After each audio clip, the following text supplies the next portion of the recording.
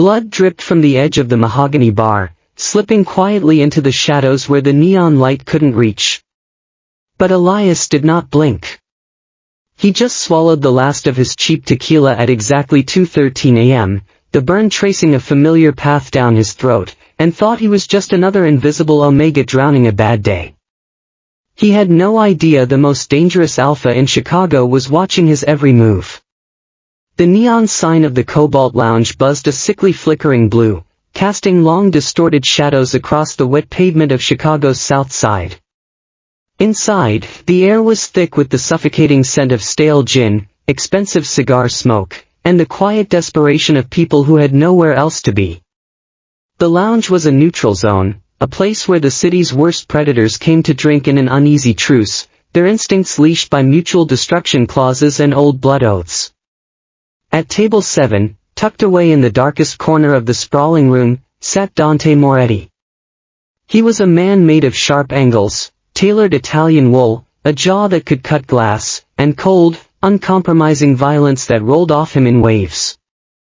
As the undisputed head of the Moretti syndicate, men spoke his name in hushed whispers, terrified that just uttering the syllables would summon him from the shadows. He ruled the downtown territories with an iron fist, his reputation forged in blood and calculated ruthlessness. His alpha pheromones were so potent, so laced with power and danger, that lesser wolves could barely breathe in his presence. Tonight, he was supposed to be waiting for a lucrative shipment of stolen military-grade weapons from the port. But his dark, calculating eyes were fixed entirely on the Omega sitting alone at the far end of the bar. Elias Vance was not the type of Omega the underworld typically noticed. Nor was he the type who sought their attention. He was soft where the men of Dante's violent world were sharp, carrying a fuller, rounded build that society often tried to overlook or diminish. His thick thighs pressed comfortably against the cheap cracked vinyl of the barstool, and an oversized faded black sweater had slipped off one shoulder, revealing skin that looked like flawless porcelain under the dim dirty tavern lights. His jaw was soft, his features gentle, but there was nothing weak about the set of his shoulders or the quiet intensity in his dark eyes. To the untrained eye, he was just a lonely, chubby Omega nursing a drink at an ungodly hour, completely oblivious to the apex predators circling the room. But Dante Moretti did not have an untrained eye.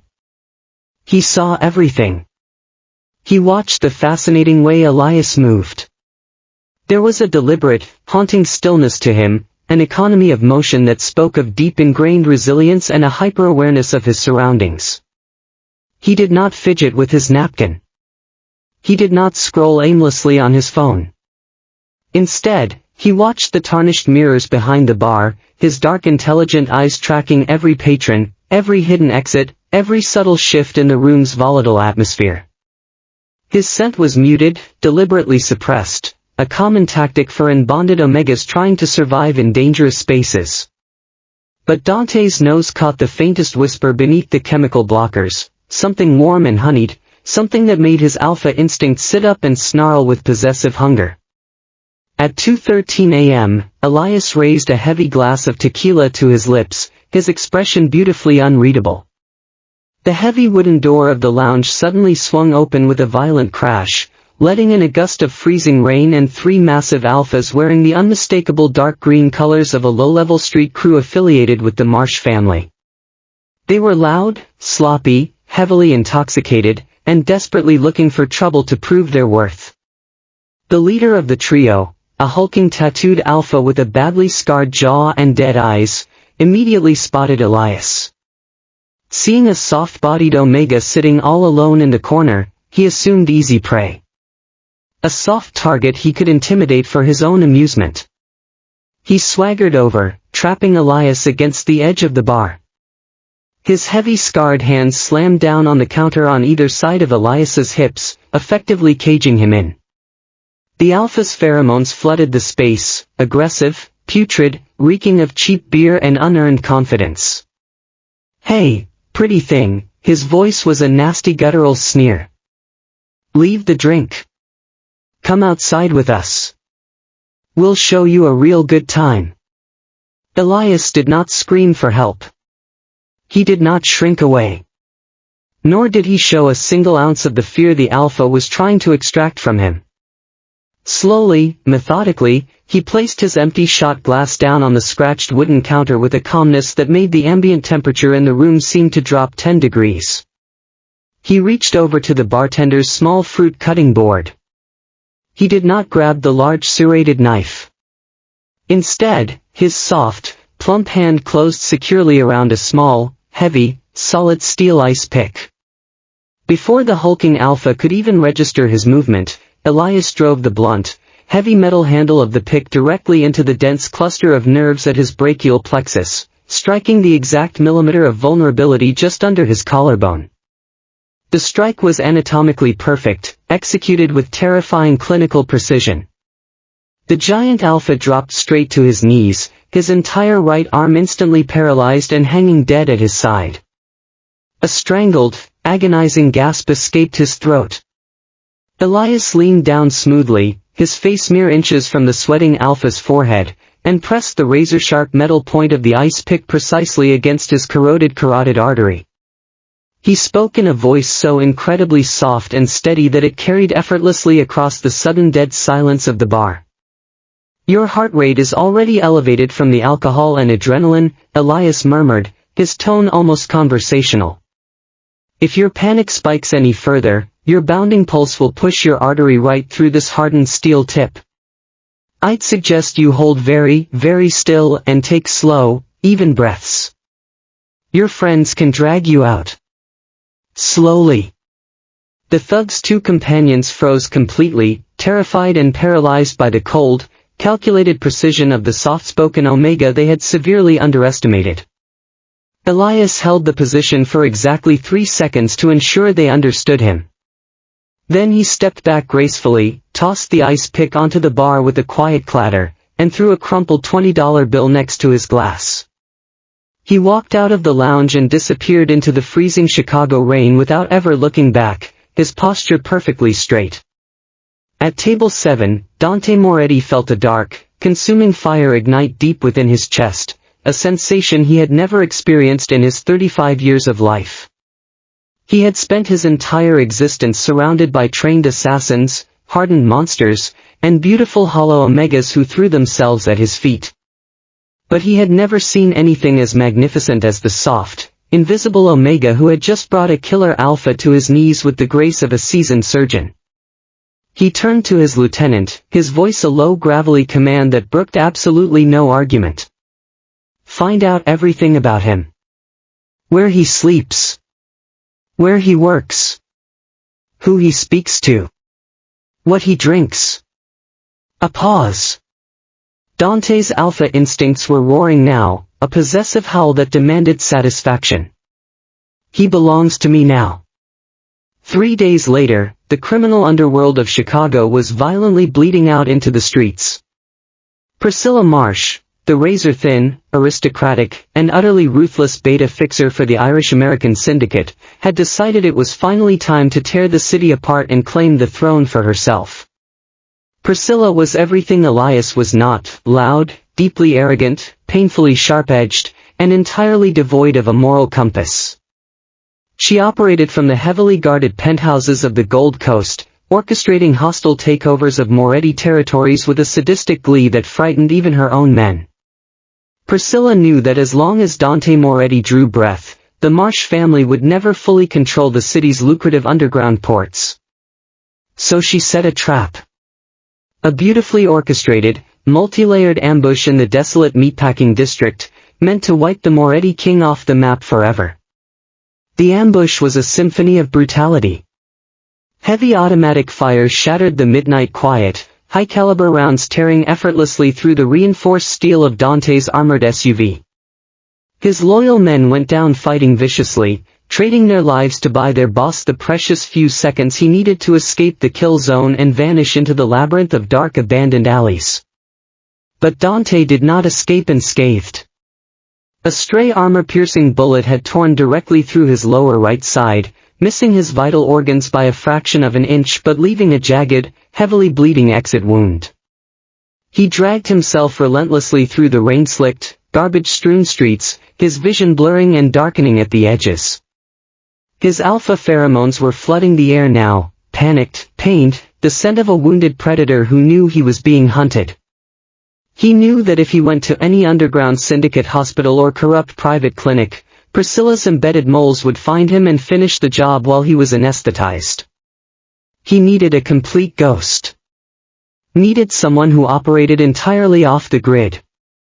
His dark blood pooled heavily on the iron fire escape as he hauled himself upward, muscles screaming, the biting Chicago cold eating deep into his bones. He was rapidly losing consciousness when the frosted glass window directly above him rattled loudly and slid open. Elias Vance looked down at the massive, bleeding alpha blocking his fire escape. Even in the miserable lighting, he knew exactly who he was. He had seen Dante's sharp, handsome, terrifying face on the evening news, in the papers, and in the whispered fearful warnings of the desperate people he treated off the books. Elias was not just an Omega who knew how to handle an ice pick. He was a former highly decorated trauma surgeon who had his medical license unjustly revoked 5 years ago after he adamantly refused to let a high-ranking cartel member die on his operating table, refusing to compromise his medical oath for the DEA. Now, he lived entirely in the shadows, his brilliant analytical mind and incredibly skilled hands serving the desperate, the undocumented, and the discarded citizens of the city. Every logical instinct in his brain screamed at him to close the window and lock it tight.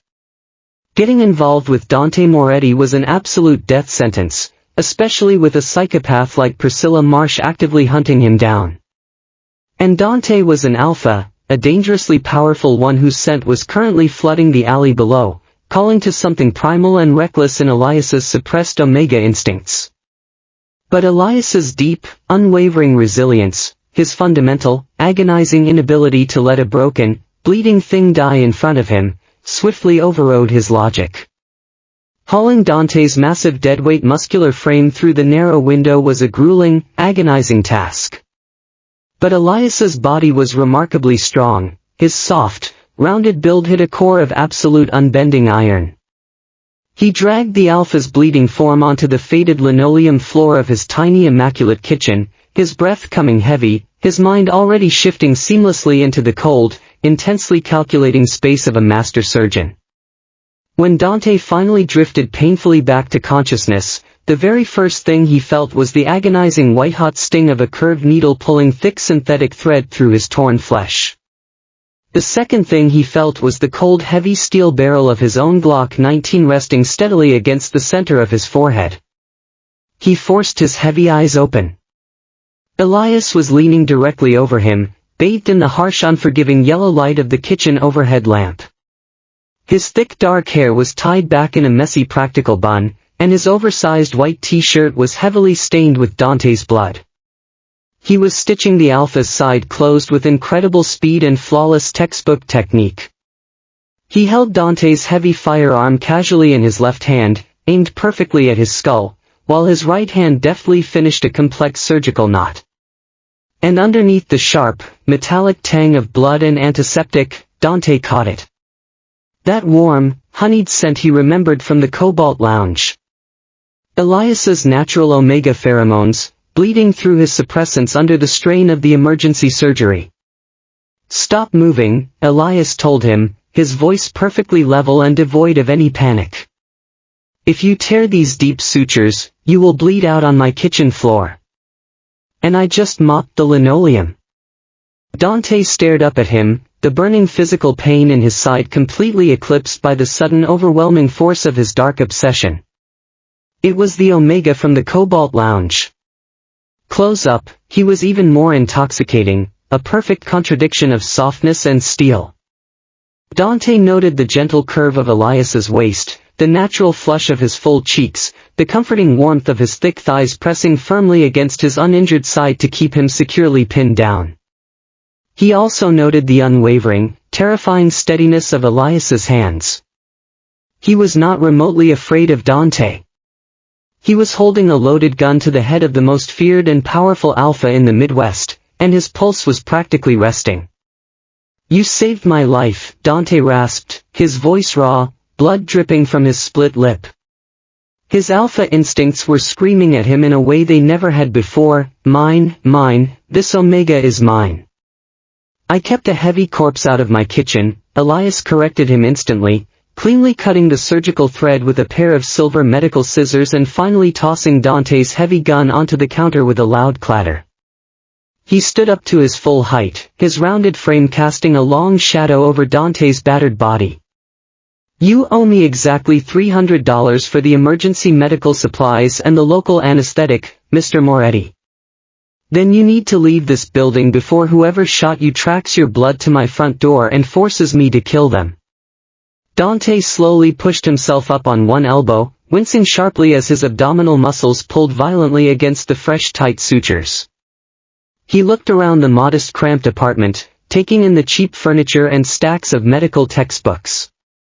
Then he looked back at the breathtaking plus-sized Omega who had just casually patched up a Mafia boss as if he were a scraped knee. He knew how the underworld worked. He knew Priscilla Marsh would be tearing the city block by block to find his corpse. He knew that the very moment Priscilla discovered a rogue underground doctor had saved his life, Elias would be immediately placed at the top of the Irish syndicate's hit list. I am not going anywhere, Dante said softly, a dark, deeply possessive promise lacing his gravelly words. And neither are you. You are completely under my protection now, Elias. The world outside this wooden door is about to burn to ash. And I will personally slay every single person who tries to bring the fire to you. Elias crossed his arms over his chest, utterly unimpressed by the bleeding Mafia king kneeling on his kitchen floor making grand declarations. He had survived much worse things than Dante Moretti. And he had certainly survived worse monsters than Priscilla Marsh. But as he looked deep into Dante's pitch-black obsessive eyes, he realized with a sudden sinking feeling that the Alpha was not making an empty threat. He was making a blood vow. And a blood vow from the devil himself was the most dangerous thing an Omega living in the shadows could ever possibly receive. Dante's scent was everywhere now, dark, smoky, like expensive whiskey and burning cedar, with an undercurrent of raw alpha possessiveness that made Elias's suppressed instincts tremble despite his best efforts. He forced himself to look away, to focus on the bleeding wound, the practical reality of the situation. But his hands, steady as they were, felt the faintest tremor. He had been off his suppressants for 3 weeks. A stupid, reckless decision driven by the side effects that had been making him sick. His heat was due any day now. And here he was, trapped in a tiny apartment with the most dangerous alpha in Chicago, whose scent was doing things to his body that he absolutely could not afford to acknowledge. The morning sun did little to warm the freezing Chicago streets. But inside Elias Vance's cramped apartment, the tension was thick enough to choke on.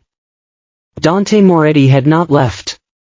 Instead, within an hour of his physical stabilization, his shadow network had descended upon the working-class neighborhood. Massive, heavily armed men in unassuming clothing now occupied the alleys, the fire escapes, and the corner bodegas, turning the entire city block into an impenetrable heavily monitored fortress.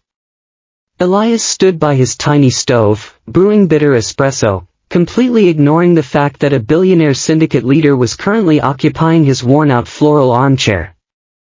Dante watched him with an intensity that bordered on absolute madness, his dark eyes tracing the generous curve of Elias's hips hidden beneath his scrub pants, the soft plush swell of his belly, and the confident grounded way he carried himself. In Dante's violent, superficial world, Omegas routinely starved themselves to appear fragile, sharp, and decorative. Elias was none of those things. He was substantial, real, and possessed a quiet dangerous gravity that pulled Dante in completely. And his scent, that warm honeyed undertone, was growing stronger, more pronounced. Dante's nostrils flared, his alpha instincts going haywire. The Omega's suppressants were failing. He had spent the remaining hours of the night having his men run Elias's background. He knew everything now. He knew about the brilliant trauma surgeon who sacrificed his prestigious career to maintain his morals. He knew Elias ran an illegal underground clinic for those who could not afford normal hospitals. He knew that Elias was unbonded, unmated, and utterly alone. And he knew that he would gladly burn the entire city of Chicago to the foundation before he let anyone harm a single hair on the Omega's head. "You cannot turn my neighborhood into a war zone, Mr. Moretti," Elias stated calmly, walking over and handing him a steaming mug of black coffee. He did not flinch when Dante's large calloused fingers deliberately brushed against his soft skin, lingering just a second too long. The touch sent a jolt of electricity through him, and he hated how his body responded, how his pulse quickened, how his scent spiked ever so slightly. "My patients will be terrified. They already hide from the local police and the border patrols. They do not need the Italian Mafia glaring at them from the stairwell." Dante took a slow sip, his piercing gaze never leaving Elias's face. "My men are here to ensure you stay breathing, Elias. Priscilla Marsh is not a rational enemy. She is a rabid dog. By now, her street enforcers are aggressively questioning every underground doctor, every pharmacist, and every back-alley fixer in the city. It will not take them long to figure out that a ghost surgeon with hands of gold stitched me back together. You are a massive target now. You belong to me. And what is mine is fiercely and heavily guarded." Elias sighed, shaking his head. He was immune to cheap intimidation. But the sheer overwhelming possessiveness radiating from Dante was an entirely different kind of threat. It was suffocating, yet deeply intoxicating. And beneath it all, his Omega instincts were betraying him, whispering that this powerful alpha was offering protection, safety, a den to curl up in. But before he could formulate a sharp dismissive retort, the heavy silence of the apartment building was shattered by the distinct deafening crack of a high-caliber suppressed sniper rifle echoing from the adjacent rooftop. The armor-piercing bullet ripped through Elias's kitchen window, shattering the cheap glass and embedding itself deep into the drywall just inches from his head, showering the linoleum in white dust. Dante moved with a terrifying explosive speed that completely defied his fresh agonizing abdominal wound. He lunged across the small space, tackling Elias to the floor with brute force. His massive hard body covered the Omega completely, pressing Elias's rounded frame firmly against the floorboards as a second suppressed shot tore through the espresso machine, sending boiling water and ceramic shrapnel flying. He wrapped his powerful arms around Elias's waist, shielding him entirely with his own flesh. His breathing was heavy and ragged against Elias's ear, and his alpha scent flooded the small space, protective, furious, suffocatingly possessive. "They found you much faster than I anticipated," Dante growled, pulling his Glock 19 from his waistband and chambering around with a sharp mechanical click. Elias did not scream. He did not cry. He simply calculated the angles of the room. "The trajectory came from the east building," he whispered, his cheek pressed against the cold floor, his mind operating with the same ice-cold logic he used in the trauma bay. "There is a blind spot in the alley directly below the fire escape. If your men can lay down heavy covering fire, we can drop down and access the subterranean utility tunnels. I know the municipal blueprints of this entire block." Dante looked down at Elias's flushed beautiful face, absolutely mesmerized. Any other civilian Omega would be sobbing in blinding hysteria. Elias was orchestrating a tactical, highly efficient retreat. And his scent was spiking, not with fear, but with adrenaline and something else, something that made Dante's alpha instincts howl with approval. He keyed his two-way radio, barking harsh violent orders in rapid Italian. Within seconds, the street below erupted into chaotic deafening gunfire as his elite men engaged the Marsh hit squad, moving with synchronized precision. Dante and Elias crawled toward the window. Despite his fresh injury, Dante was an apex predator in his natural element. But it was Elias who confidently led the way. He kicked open the fire escape gate, his strong thick thighs driving him forward as he guided the ruthless Mafia Alpha into the damp, lightless utility tunnels beneath the Chicago streets. Priscilla Marsh had just made the gravest mistake of her miserable life. She had forced the undisputed king of the underworld and the city's most brilliant resilient Omega surgeon into the dark together, giving them the perfect environment to plot her absolute destruction. The subterranean tunnels smelled of rust, stagnant water, and century-old brick. 2 grueling days.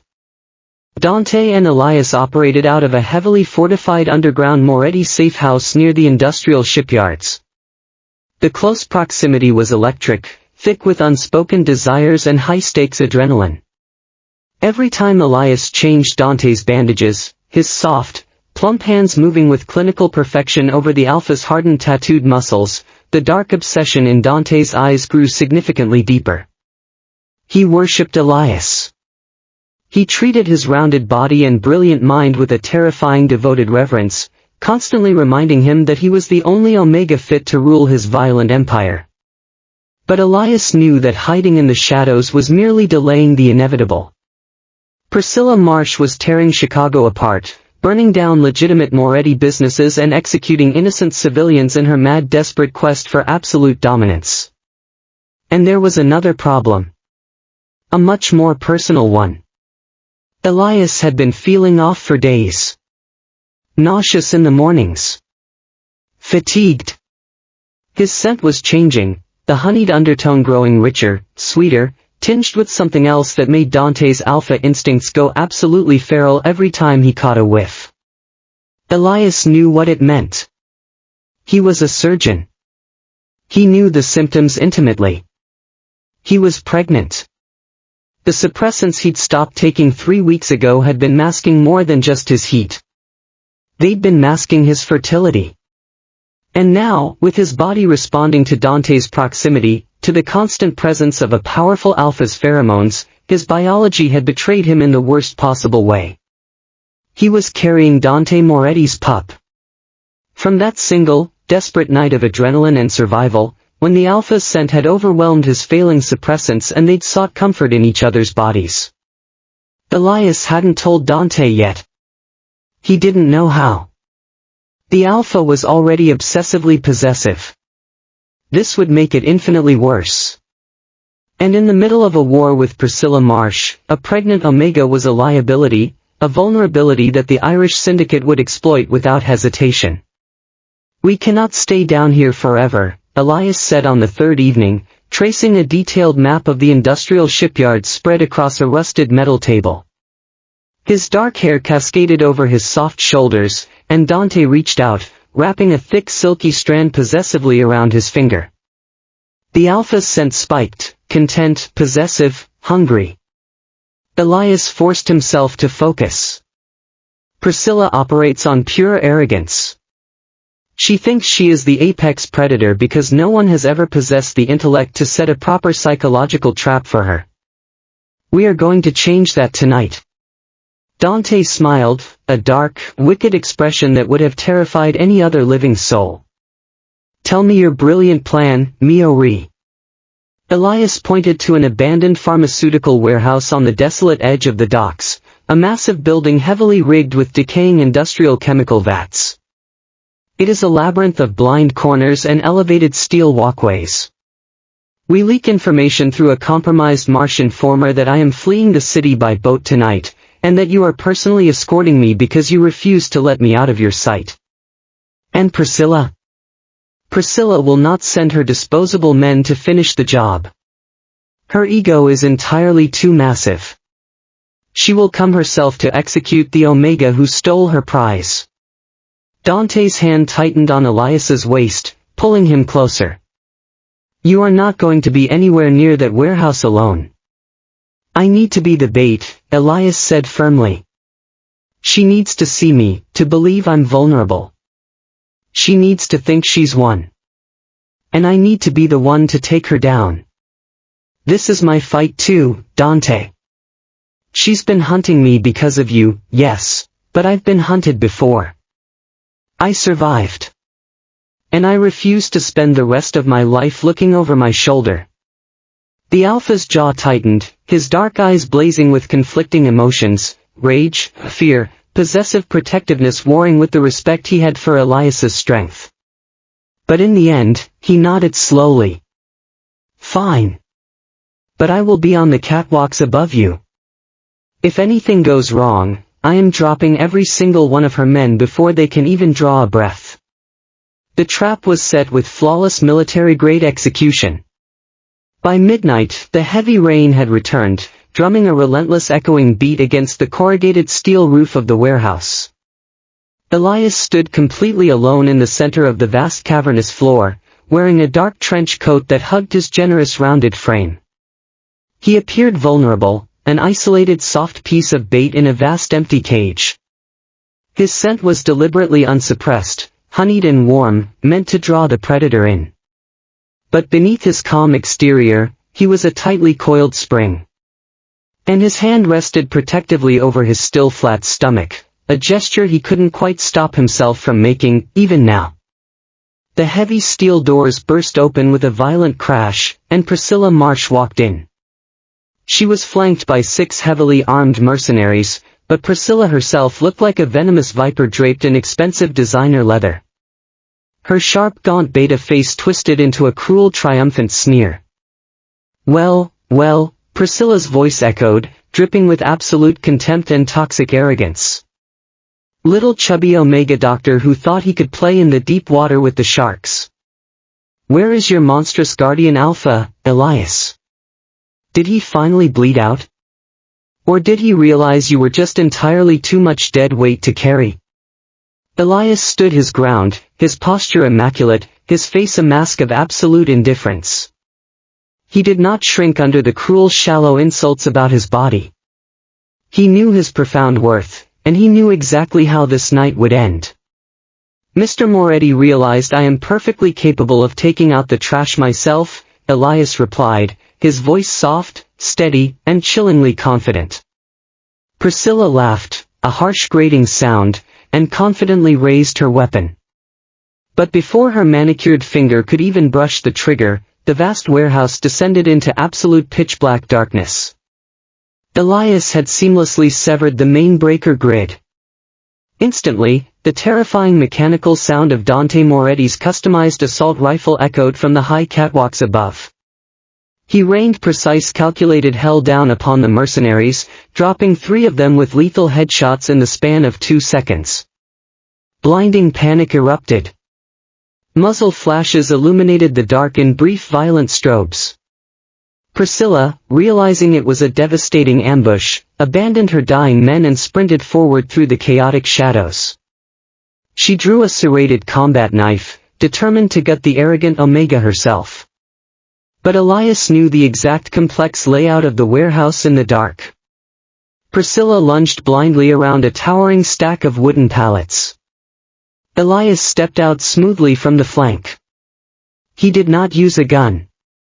Instead, utilizing the sheer momentum of Priscilla's own chaotic charge, he grabbed the beta's wrist with incredible unyielding strength, twisting it sharply against the joint until the bone snapped with a sickening audible crack. Priscilla shrieked in agony, dropping the heavy knife. In one fluid brutal motion, Elias drove his knee directly into Priscilla's solar plexus, knocking the air violently from her lungs. Then he slammed a specialized syringe filled with a heavy, non-lethal, fast-acting surgical paralytic straight into the side of Priscilla's neck. Priscilla crumpled heavily to the cold concrete floor, completely paralyzed from the neck down but entirely conscious. Her eyes were wide with sheer unadulterated terror as she stared up at the Omega she had so foolishly underestimated. The deafening gunfire ceased. The remaining mercenaries were dead, their blood pooling on the factory floor. The backup emergency lights flickered on, casting a dim crimson glow across the absolute carnage. Dante descended the metal stairs, his dark-tailored suit completely flawless, his eyes fixed only on Elias. He stepped casually over the bodies of his fallen enemies and looked down at the paralyzed, thoroughly defeated leader of the Marsh Syndicate. Then he looked at his Omega. Elias stood tall, his chest heaving slightly, possessing an aura of magnificent unstoppable power. His scent was flooding the air now, honey and warmth and something else, something that made Dante's alpha instincts go absolutely still with recognition. Dante walked up to him, cupping Elias's soft flushed face in his large blood-stained hands, completely ignoring the destruction surrounding them. "You are the most magnificent creature God ever put on this earth," he murmured, his voice thick with raw unfiltered worship and burning obsession. He leaned down, capturing Elias's lips in a fierce, deeply possessive kiss that tasted of adrenaline, rain, and absolute victory. Elias kissed him back eagerly, finally surrendering to the dark consuming fire they had ignited in each other. But then he pulled back, his eyes searching Dante's. There was something he needed to say. Something that couldn't wait. "Dante," Elias said softly, his hand moving to rest over his stomach. "There's something I need to tell you." The Alpha's gaze followed the gesture, and his eyes widened. His nostrils flared, scenting the air, and this time, he understood. The change in Elias's scent. The sweetness, the warmth, the protective instinct that had been screaming at him for days without him fully comprehending it. "Elias," Dante breathed, his voice cracking in a way the most feared Alpha in Chicago had never, ever allowed himself to sound. "Are you?" "I'm pregnant," Elias confirmed, his voice steady despite the tears pricking at the corners of his eyes. "I've been off my suppressants for weeks. It must have happened that night, when you were injured, when my body went into a false heat from the stress in your pheromones." Dante dropped to his knees. The king of the Chicago underworld, the man who had never bowed to anyone, knelt on the blood-soaked concrete floor of a warehouse and pressed his forehead gently against Elias's stomach. His hands, those hands that had killed countless men, cupped Elias's hips with terrifying tenderness. "A pup," Dante whispered, his voice reverent. "My pup. Our pup." He looked up at Elias, and there were tears in his dark obsessive eyes, tears that Elias had never expected to see on a face like his. "I was going to keep you anyway.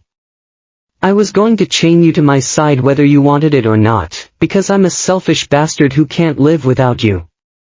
But this, Elias, you've given me something I never thought I'd have. A family.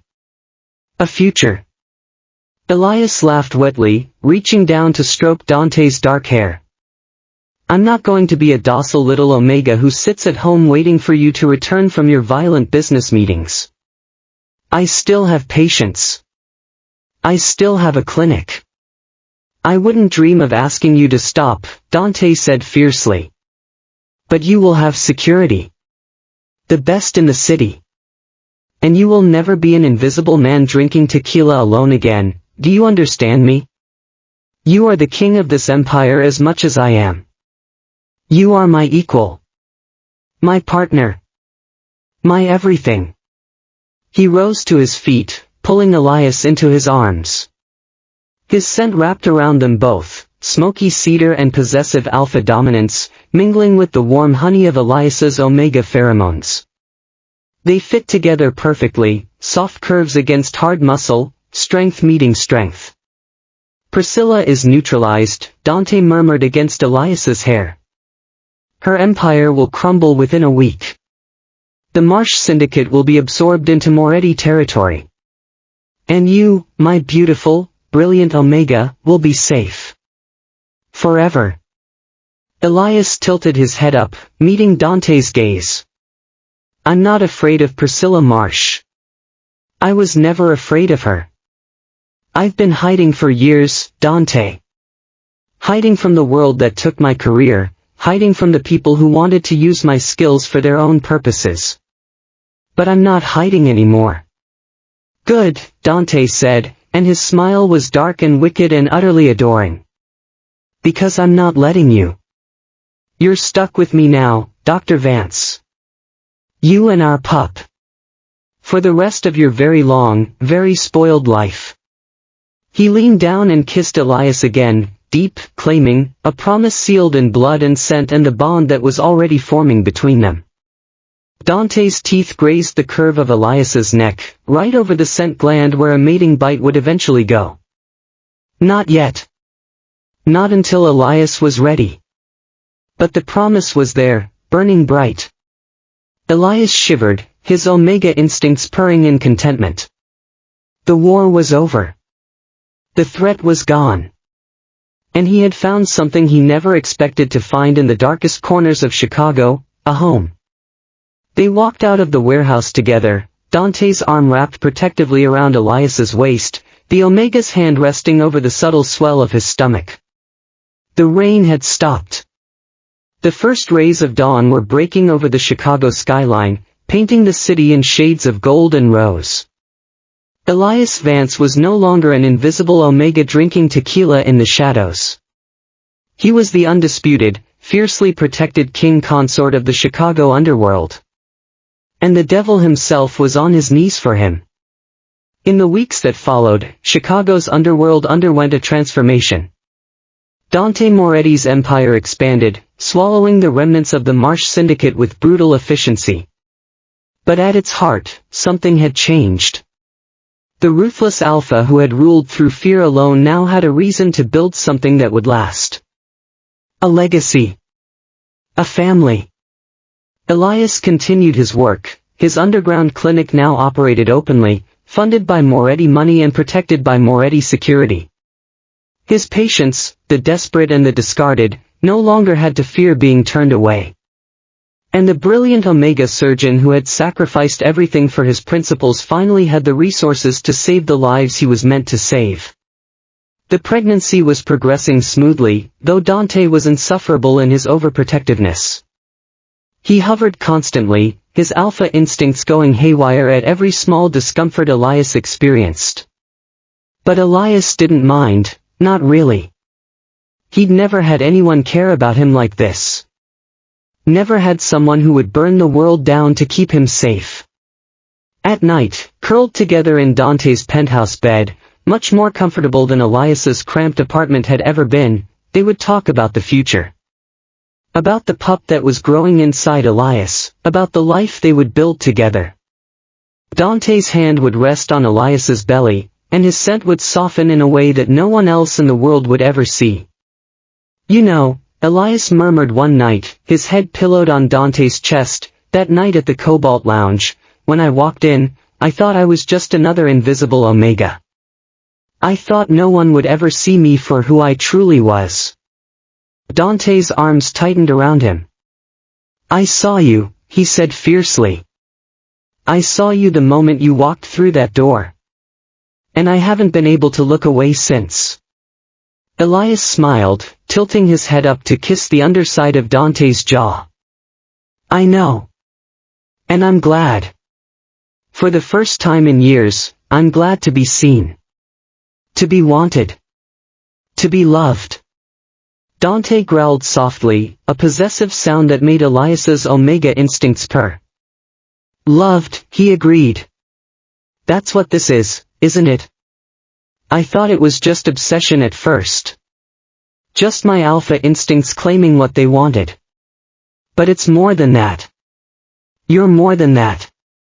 He shifted, turning to face Elias fully. His dark eyes were serious now, stripped of the cold mask he wore for the rest of the world. "I love you, Elias. I know I'm not good at saying it. I know I'm not good at being soft or gentle or any of the things you deserve. But I'll spend the rest of my life trying. For you. For our pup." Elias felt tears prick at his eyes, happy tears, for once. "You're doing fine," he whispered. "You're doing better than fine. You're giving me everything I never knew I wanted." Dante leaned in, pressing his forehead to Elias's. His scent wrapped around them both, protecting, claiming, loving. His teeth grazed the scent gland at Elias's neck, a question in the gesture. "Mark me," Elias breathed. "I'm ready. I want everyone to know I'm yours." With a growl of pure alpha satisfaction, Dante sank his teeth into the sensitive skin. The bond flared to life between them, a connection deeper than any physical tie, a meeting of souls that echoed with rightness and completion. Elias gasped, clutching at Dante's shoulders as pleasure flooded through him, overwhelming and perfect. When Dante pulled back, the mating mark was already healing, a permanent claim on Elias's skin. His scent changed subtly, mingling with Dante's, telling the world that this Omega was taken. Protected. Loved. Mio-ri, Dante murmured, his voice thick with emotion. My king. My everything. You and our pup are my entire world now. Elias smiled, radiant and warm. I know. And that's exactly how I want it. He was no longer invisible. He was seen, wanted, and fiercely loved by the most dangerous alpha in Chicago. And that was exactly where he belonged. Extra story. The first sign that something was wrong came at 3 in the morning. Elias woke with a start, his skin clammy, his heart hammering against his ribs like a trapped bird. The sheets were soaked through with sweat, and the air in the penthouse bedroom felt thick and heavy, pressing down on his lungs. He tried to sit up, but a wave of dizziness crashed over him, and he collapsed back against the pillows with a low groan. Beside him, Dante stirred immediately. The alpha's eyes snapped open, dark and alert in the dim glow of the city lights filtering through the floor-to-ceiling windows. His instincts were already screaming before his conscious mind caught up. The scent hit him like a physical blow, honey and warmth, but amplified 100-fold, rich and intoxicating and laced with something desperate and aching. Elias, Dante breathed, his voice rough with sudden concern. He reached out, his large hand finding Elias's forehead. You're burning up. Elias shook his head weakly, trying to push himself upright again. I'm fine. Just a fever. I'll be fine. But even as the words left his mouth, another wave of heat crashed through him, and he doubled over, his hands clutching at his stomach. His Omega instincts were roaring in his ears, drowning out logic and reason. Need Alpha. Need. Now. Dante's nostrils flared, and his alpha pheromones surged in response, smoky cedar and burning whiskey, thick and possessive and absolutely overwhelming. His pupils dilated, and a low, guttural growl rumbled from deep in his chest. His body was reacting before his mind could catch up, the primal part of him recognizing exactly what was happening. Elias, he said again, his voice strained. Your heat. It's starting. No, Elias gasped, even as his body betrayed him, arching toward the alpha's warmth. No, it can't be. I'm pregnant. My suppressants, I've been off them for weeks. I shouldn't be going into heat while I'm pregnant. It's too dangerous. Dante's jaw tightened, a war raging in his eyes, the alpha's primal need to claim and breed versus the man's desperate desire to protect the Omega he loved. He forced himself to pull back, to put distance between them even as every fiber of his being screamed at him to close the gap.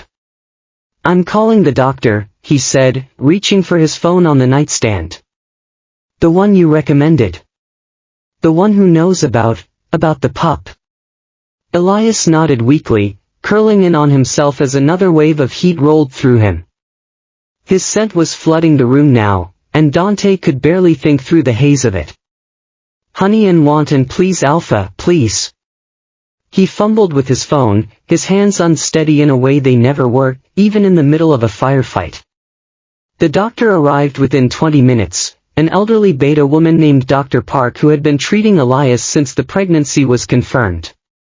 She took one look at the situation and immediately began running tests, her expression professional and calm even as Dante paced the bedroom like a caged predator.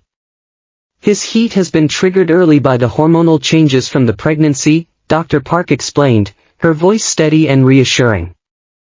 It's not uncommon, though it can be more intense and unpredictable. The pup is fine, his body is protecting the pregnancy. But Mr. Vance is going to need assistance. What kind of assistance? Dante demanded, his voice sharp with barely contained alpha aggression. Dr. Park met his gaze levelly. His body is going through a natural biological process. It's part of the pregnancy. His system is demanding the presence of an alpha, specifically, his alpha, to stabilize his hormones. If he doesn't get that, his condition could become dangerous. Not for the pup, but for him. The physical and emotional stress could cause complications. Dante's hands clenched into fists at his sides. What exactly are you saying? I'm saying, Dr. Park replied gently, that you need to help him through this heat. His body is asking for you. And denying that request could harm him. Stay with him. Let your pheromones soothe him. If he needs more, if he needs you physically, that is safe. Your bond will protect both him and the pup. She left shortly after, with a final warning to monitor Elias's temperature and to call if anything changed. Dante stood in the doorway of the bedroom, looking at the Omega curled up in the massive bed. Elias was trembling, his skin flushed, his dark hair plastered to his forehead with sweat. His eyes were glassy, unfocused, and when they found Dante, a desperate whimper escaped his throat. Alpha, Elias breathed, reaching out with a shaking hand. Please. Please, I need you. And Dante broke. He crossed the room in 3 strides, his body moving on instinct, and gathered Elias into his arms.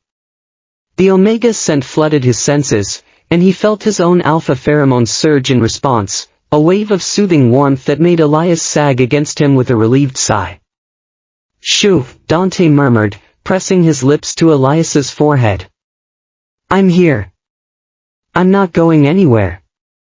He eased them both down onto the bed, positioning himself so that Elias was cradled against his chest, their legs tangled together. The alpha's arms wrapped around the Omega, holding him close, and he let his pheromones flood the space around them, a warm, protective blanket that wrapped around Elias like a second skin. Elias's trembling began to ease. His breathing slowed, and the desperate edge to his scent softened into something more content. But the heat was still there, simmering beneath the surface, and his body kept pressing closer, seeking contact, seeking more. Please, Elias whispered, his voice broken and raw. Please touch me. I need your hands. Please. Dante's resolve shattered. He cupped Elias's face in his hands, tilting it up, and captured his mouth in a deep, consuming kiss. Elias moaned against his lips, his fingers curling into Dante's shirt, pulling him closer. The kiss was raw and desperate, years of longing and all the unspoken words pouring into the contact. But Dante pulled back, his forehead pressed against Elias's. I need to know you're sure, he said, his voice rough. I need to know this is what you want. Not just the heat talking. You. Elias laughed, a breathless, watery sound that was half sob, half relief. I've wanted you since the night I stitched you up on my kitchen floor, he admitted. Maybe even before. The heat is making me desperate, but it's not making me lie. I love you, Dante. I love you, and I need you, and I don't want to be anywhere else. Dante kissed him again, and this time there was no holding back. Hours blurred into each other, measured only by the rise and fall of Elias's temperature and the ebb and flow of his need. Dante stayed with him through every wave, his hands gentle but firm, his body a solid anchor in the storm of Elias's heat. There was nothing rushed or frantic about it, just the steady, grounding presence of an alpha completely devoted to his Omega. By the time the sun began to rise over the Chicago skyline, Elias's heat had begun to ease. His temperature dropped, his breathing evened out, and the desperate edge to his scent faded into something soft and content. He lay in Dante's arms, his head pillowed on the alpha's chest, listening to the steady rhythm of his heartbeat. His body ached in ways that were both pleasant and unfamiliar, but beneath the exhaustion, there was a deep, bone-deep satisfaction. Dante's hand was resting on his belly, right over where their pup was growing. The alpha's thumb traced slow, gentle circles against the soft skin, and his scent was warm and protective, wrapping around Elias like a shield. "Are you okay?" Dante asked quietly, his voice still rough from hours of growling and murmuring reassurances. "Does anything hurt?" Elias shook his head, pressing a soft kiss to Dante's chest. "I'm fine. Tired. But fine." He paused, then added, "Thank you. For staying. For everything." Dante's arms tightened around him. "There's nowhere else I'd rather be," he said simply. "You and this pup are my entire world, Elias. I would burn this whole city to the ground to keep you safe. Staying by your side during your heat is the easiest thing I've ever done." Elias smiled against his skin. "That's a very romantic way to say you'd set things on fire for me." "I don't do things halfway," Dante replied, and there was a dark amusement in his voice that made Elias chuckle. They lay in comfortable silence for a while, the morning light growing brighter through the windows. Eventually, Elias shifted, turning to face Dante fully. His dark eyes were clear now, sharp and intelligent, back to the brilliant surgeon Dante had fallen in love with. "I've been thinking," Elias said slowly, "about the future. About us. About this pup." Dante's expression softened, his hand never stopping its gentle circles on Elias's belly. "Tell me." "I want to keep working," Elias said. "I don't want to stop being a surgeon just because I'm carrying your pup. But I also don't want to do it in the shadows anymore. There are so many people who need help, who can't afford proper medical care. I want to open a real clinic. A legitimate one." Dante nodded slowly. "We can do that. I'll fund it. I'll make sure the right doors open for you. Whatever you need, you'll have it." Elias blinked, surprised. "Just like that?" "Just like that." Dante pressed a kiss to his forehead. "You're not just my Omega, Elias. You're the most brilliant man I've ever met. You deserve to have everything you want. And I'm going to make sure you get it." Elias felt tears prick at his eyes again, a common occurrence these days, thanks to the pregnancy hormones. "I love you," he said fiercely. "I don't know how to say it in a way that's big enough." "Say it exactly like that," Dante replied, his voice rough with emotion. "That's perfect." They kissed again, soft and sweet, a promise for the future. Later that afternoon, Dante called his lawyers. Within a week, the groundwork was being laid for the Elias Vance Community Health Center, a state-of-the-art facility in one of Chicago's most underserved neighborhoods, funded entirely by Moretti Enterprises. It would offer free care to anyone who needed it, regardless of their legal status or ability to pay. Elias stood in the empty shell of the building, his hand resting on his now noticeable baby bump, and felt something he hadn't felt in years, hope. Dante came up behind him, wrapping his arms around the Omega's waist and resting his chin on Elias's shoulder. "What do you think?" he asked quietly. Elias leaned back against the solid warmth of his alpha's chest. "I think," he said slowly, "that I never imagined my life could be like this. That I could have all of it. The career I love. The pup growing inside me. And you. You'll never have to imagine anything again," Dante murmured against his ear. "Because I'm never letting you go." Elias turned in his arms, rising up on his toes to press a kiss to Dante's lips. "Good," he said softly. "Because I'm not letting you go either. You're stuck with me, Mr. Moretti." Dante's smile was dark and wicked and full of love. "That's exactly how I want it." Outside, the Chicago sun was setting, painting the sky in shades of gold and rose. Somewhere in the distance, a siren wailed, and traffic rumbled, and the city went about its endless, chaotic business. But inside that empty building, two men stood together, their hands intertwined, a pup growing between them, and a future full of possibility stretching out before them. Elias Vance was no longer an invisible omega drowning his sorrows in cheap tequila.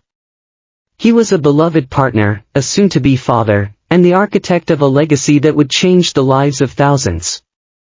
And Dante Moretti, the most dangerous alpha in Chicago, was exactly where he belonged, by his omega's side, ready to burn the world down for him, and ready to build a new one with him. Extra story, the day their pup arrived. The contractions started at dawn. Elias woke with a sharp gasp, his hand flying to his swollen belly as a wave of pain rolled through him. Beside him, Dante was already awake. The alpha had been sleeping lightly for weeks, his instincts on high alert as Elias's due date approached. "What is it?" Dante demanded, his voice rough with sudden alarm. He was on his feet in an instant, his hands hovering over Elias as if afraid to touch him. "Is it time?" Elias nodded, his breathing coming in short, controlled pants. "Yes. It's time. The contractions, they're coming regularly now." Dante's face went pale, actually pale, a sight Elias would have found almost comical if he weren't currently in the middle of labor. The most feared alpha in Chicago, the man who had faced down armies of armed assassins without flinching, looked absolutely terrified. "Okay," Dante said, his voice steadier than his expression suggested. "Okay. I'm calling Dr. Park. And the backup team. And the security detail. And—" "Breathe," Elias interrupted, reaching up to grip Dante's wrist. "Just breathe, Alpha. I'm fine. The pup is fine.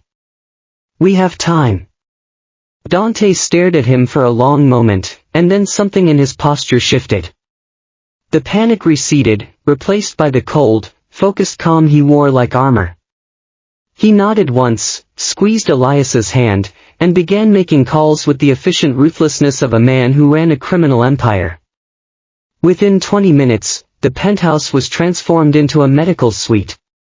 Dr. Park arrived with her team, their equipment set up in the master bedroom while Elias was moved to the comfortable birthing chair the Alpha had insisted on purchasing months ago.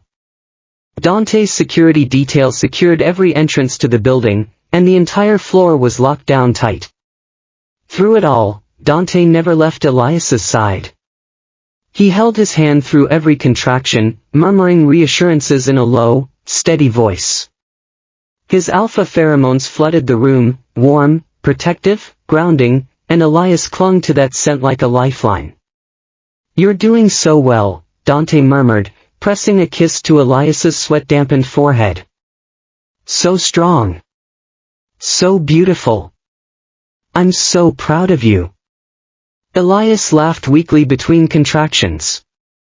"You're going to make me cry. And I'm already sweating enough for 3 people." Dante smiled, a rare, genuine smile that softened the hard lines of his face. "Then cry," he said. "I'll catch every tear." Hours passed. The contractions grew closer together, more intense. Dr. Park checked Elias's progress regularly, her calm professional demeanor a steady anchor in the chaos. "The pup is in a good position," she announced. "You're almost there, Elias. Just a little more." Elias nodded, gritting his teeth against another wave of pain. Dante's grip on his hand was grounding, his presence a solid wall of reassurance. But Elias could feel the Alpha's tension, the way his jaw was clenched, the way his pheromones spiked every time Elias cried out. "I'm fine," Elias gasped between contractions, reaching up to touch Dante's cheek. "I'm not going anywhere. Neither is our pup. We're both going to be fine." Dante turned his head and pressed a desperate kiss to Elias's palm. "I know," he said, his voice rough. "I know. But watching you go through this, I would take every ounce of this pain for you if I could." "You can't," Elias replied, a tired smile playing at his lips. "But you can stay right here. That's all I need." Finally, after 12 grueling hours, Dr. Park gave the command. Push, Elias. One more time. Elias bore down with everything he had, Dante's hand crushing his, the Alpha's voice chanting encouragement in his ear. And then, a cry. High, thin, and absolutely perfect. Congratulations, Dr. Park said, her voice warm with genuine emotion. You have a beautiful, healthy baby boy. Elias collapsed back against the pillows, his body spent but his heart soaring. Dante's hand never left his, but the Alpha's eyes were fixed on the small, squirming bundle that Dr. Park was cleaning and wrapping in a soft blanket. Can I? Dante's voice cracked. Can I hold him? Dr. Park smiled and placed the newborn gently into Dante's arms. The Alpha looked down at the tiny creature in his grasp, the perfect little face, the wisp of dark hair, the impossibly small fingers curled into a fist, and something in his expression shifted. The mask of the ruthless Mafia king fell away completely. In its place was something raw, vulnerable, and utterly transformed. Elias, Dante breathed, his voice barely above a whisper. Look at him. Look at what we made. Elias reached out, and Dante carefully transferred the pup into his arms. The baby squirmed, his tiny face scrunching up in a yawn, and Elias felt tears streaming freely down his cheeks. He's perfect, Elias whispered, his finger gently stroking the pup's cheek. He's absolutely perfect. Dante knelt beside the bed, his hand coming up to rest on Elias's, both of them cradling their son together. His eyes were wet, though he would deny it fiercely if anyone ever asked. What should we name him? Dante asked softly. Elias looked down at the tiny life in his arms. His mind drifted to the journey that had brought them here, from that lonely bar at 2:13 a.m., to the cramped kitchen where he'd saved a dying Alpha's life, to the dangerous tunnels and the warehouse showdown, to this very moment. We should name him something strong, Elias said slowly. Something that means something. Dante nodded. I've been thinking about that. There's a name, Lorenzo. It means, the one who is crowned with laurel. A symbol of victory and strength. Elias smiled, his eyes shining. Lorenzo, he repeated, testing the name on his tongue. Lorenzo Vance Moretti. It's perfect. Dante leaned down and pressed a kiss to Elias's forehead, then another to the tiny head of their son. Lorenzo, he murmured against the baby's soft skin. Welcome to the world, little one. Your fathers are going to love you for the rest of your life. Lorenzo yawned again, his tiny face scrunching up before he settled peacefully in Elias's arms. The room was quiet except for the soft sounds of the pup's breathing and the distant hum of the city beyond the windows. Dr. Park and her team packed up their equipment quietly, leaving the new family alone. Dante helped Elias settle into the bed, propping pillows behind his back and making sure he was comfortable before climbing in beside him. They lay together, Elias cradling Lorenzo against his chest, Dante wrapped around them both like a protective shield. The Alpha's hand rested on his son's tiny back, feeling the steady rhythm of his breathing. I never thought I would have this, Dante admitted quietly, his voice raw with emotion. I never thought I would have a family. Someone to come home to. Someone to protect. I was just surviving. Existing. Killing whoever stood in my way. And then I saw you in that bar, drinking tequila at 2:13 a.m., and everything changed. Elias turned his head, pressing a kiss to Dante's jaw. You saved me too, you know. You gave me a reason to stop hiding. To stop being invisible. You were never invisible, Dante said fiercely. You were always the most magnificent thing I'd ever seen. I was just lucky enough to see you before anyone else could claim you. Elias smiled, his eyes drifting closed. We're lucky, he murmured, his voice growing sleepy. We're so lucky. Dante tightened his arms around his little family. No, he said softly. Not luck. Fate. I was always meant to find you, Elias. And I was always meant to love you. Outside the penthouse windows, the Chicago skyline glittered in the fading light.